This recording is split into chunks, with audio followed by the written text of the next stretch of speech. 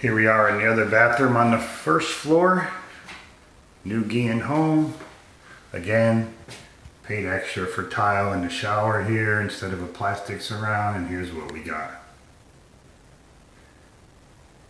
Unfinished edges of the tile, caulked and painted. Or in some cases, just painted.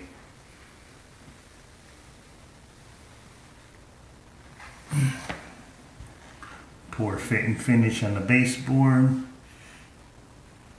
Not sanded.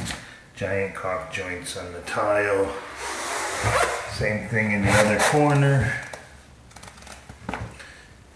All the edges unfinished. No bull nose, no finishing tile. Nothing. Caulk, paint. Same around the tops. All the way around. No finishing, no bull nose.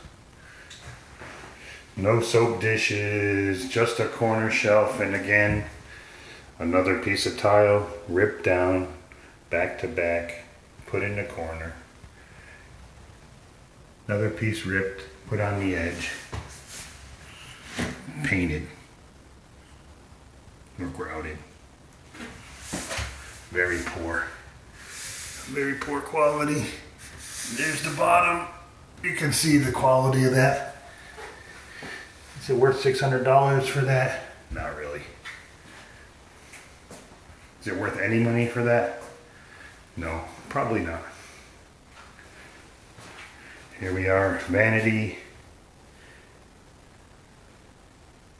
Again, vanity set, giant caulk joints all around.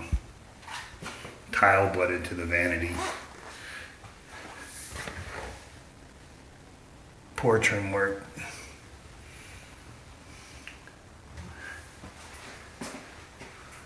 Here we are looking at the back side of the door.